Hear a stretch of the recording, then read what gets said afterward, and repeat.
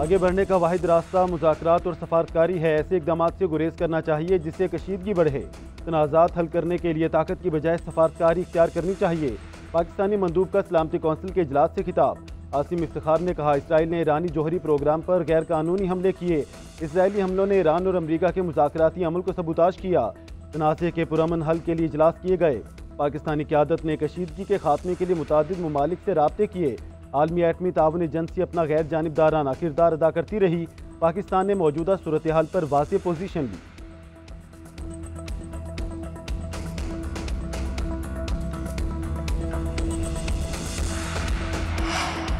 अमरीकी हमलों ने ईरान के जौहरी प्रोग्राम को मुकम्मल तौर पर तबाह नहीं किया। जौहरी प्रोग्राम सिर्फ चंद माह के लिए सुस्त हुआ है। अमरीकी मीडिया की रिपोर्ट CNN ने दावा किया कि ईरान के पास यूरेनियम का जखीरा मौजूद है। यूरेनियम अफसोदगी में इस्तेमाल होने वाली सेंट्रीफ्यूज मशीनें भी ज़्यादातर महफूज हैं। दूसरी तरफ व्हाइट हाउस ने CNN की जारी करदा रिपोर्ट को गलत करार दे दिया। तर्जुमान ने कहा, CNN की रिपोर्ट का मकसद सदर ट्रंप की साख को नुकसान पहुँचाना है।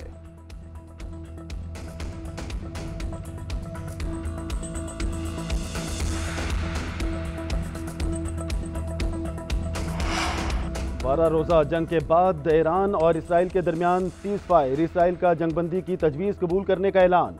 ईरान ने भी जंगबंदी पर रजामंदी जाहिर की। उधर जंगबंदी के बावजूद एक दूसरे पर हमले, ट्रंप ने इसराइल और ईरान को झाड़ पिला दी। बोले, दोनों मुल्कों ने जंगबंदी की खिलाफ वर्जी की है। इसराइल से ज़्यादा नाखुश हूँ। मुझे ये पसंद नहीं आया कि इसराइल ने जंगबंदी पर रजामंदी के फौरी बाद हमले किए। इसराइल को कहता हूँ बम ना गिराना। अगर ऐसा किया तो ये सीज़ फायर की बड़ी खिलाफ वर्जी होगी। ईरान की जौहरी सलाहियतें ख़त्म हो चुकी हैं। अब तेहरान कभी जौहरी बम नहीं बना सकेगा। मशरिक़ वस्ता में सूरत हाल मज़ीद बेहतर हो रही है। एक नई सुबह का आगाज़ होने वाला है। सबको कहता हूँ कि तहम्मुल से काम लें। अमरीकी सदर की मीडिया पर भी तनकीद। बोले, अमरीकी न्यूज़ चैनल्स ने ईरानी जौहरी प्रोग्राम की तबाही पर शकूक व शुबहात का इजहार किया। CNN जाली खबरें फैला रहा है। ट्रंप का नेतन्याहू को भी फ़ोन, दोबारा हमले ना करने का कहा।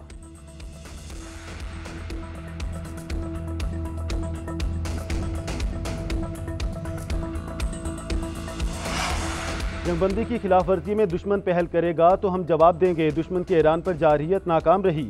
मुज़ाकरात के लिए तैयार हैं मगर अवाम के हकूक़ पर समझौता नहीं होगा। ईरानी सदर मसूद पज़ेश्कियान कहते हैं, मुल्क का दिफा भी करेंगे, बात भी करेंगे। हमने सब्र किया लेकिन जवाब देने की ताकत रखते हैं। ईरानी सदर का सऊदी वलीअहद से टेलीफोनिक रब्ता। कहा, कानून के दायरे में अमरीका से मसाइल हल करने को तैयार हैं। दोनों रहनुमाओं का बातचीत से मसाइल के हल पर इत्तफाक।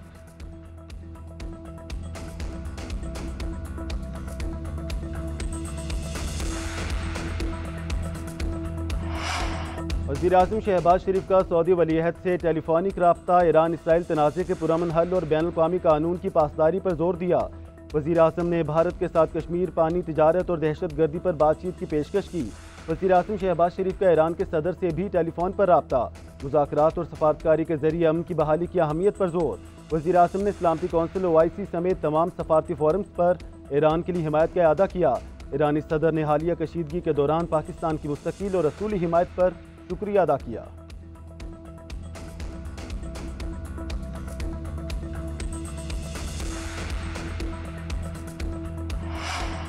गवर्नर तेहरान का दारुल हुकूमत में गैर कानूनी तारकीन वतन को मुल्क बदर करने के मंसूबे पर अमल जारी। गवर्नर का कहना है, यहाँ गैर कानूनी क़याम की कोई गुंजाइश नहीं। गैर मजाज गैर मुल्कियों की शनाख्त, गिरफ्तारी और मुल्क बदरी के लिए जामे मंसूबा नाफिज किया गया है। उधर तेहरान में सिक्योरिटी इदारों ने बड़ी कार्रवाई के दौरान मोसाद से वाबस्ता गिरोह को गिरफ्तार कर लिया। दूसरी जानिब ईरान का फ़िज़ाई हदूद बदस्तूर बंद रखने का ऐलान।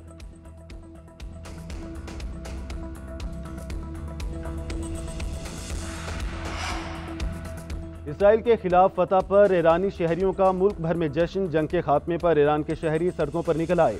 बड़ी तादाद में तेहरान समेत मुख्तलिफ शहरों में रैलियां निकाली। शहरियों ने झंडे और प्लेकार्ड्स भी उठा रखे थे। जश्न मनाते शहरियों ने ईरानी हुकूमत के हक में नारे भी लगाए।